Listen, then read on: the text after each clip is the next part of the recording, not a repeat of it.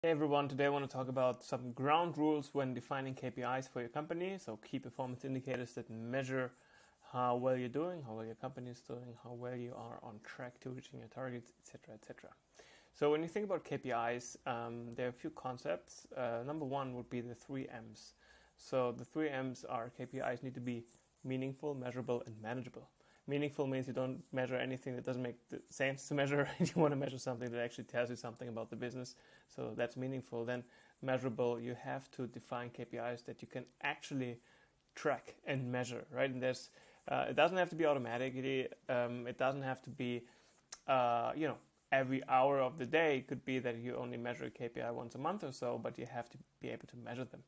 And then thirdly, they got to be manageable, right? If you have KPIs and assign them to somebody, and using them to manage parts of your company, if these people don't have control over the KPI, or if you don't have control over the KPI, then it's not a useful KPI, right? For example, market size is not a good KPI because you can't control it, right? So that's number one of these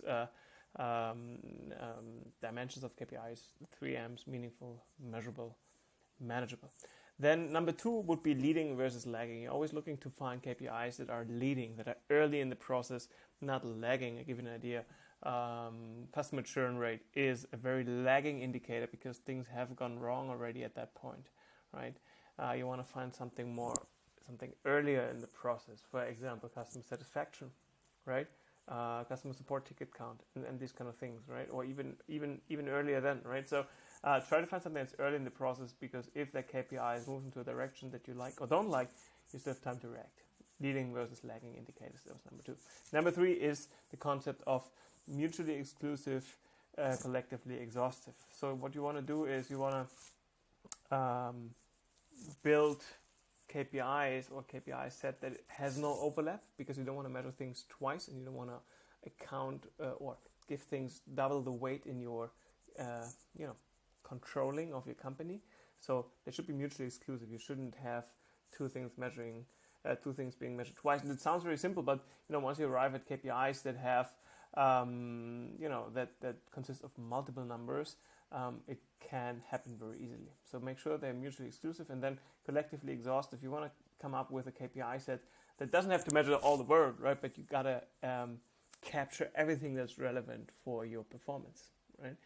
And what we always recommend is keep the number of KPIs that you actually use to steer your company very low at the top level, and then break that down into the functions. And just because a function 2 levels down measures one KPI doesn't mean you have to monitor that at the company level, right? So keep the number of KPIs manageable for yourself, but again, try to be collectively exhaustive over all KPIs in the company, looking at important parts of the operation, right? You don't have to measure everything, but the important stuff should be covered. So that's the concept of mutually exclusive, collectively exhaustive. And last but not least, what we always recommend is implement KPIs that are competing.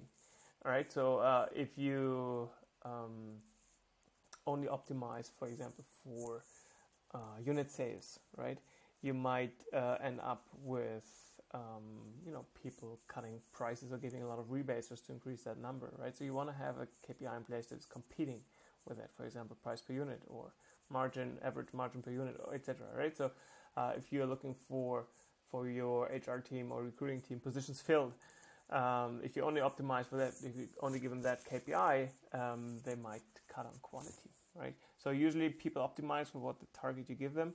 So in order to balance these things, always give them a qualitative, competing,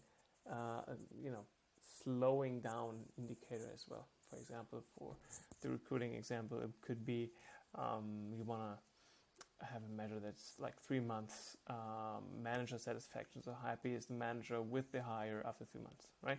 Just to add this qualitative aspect to it.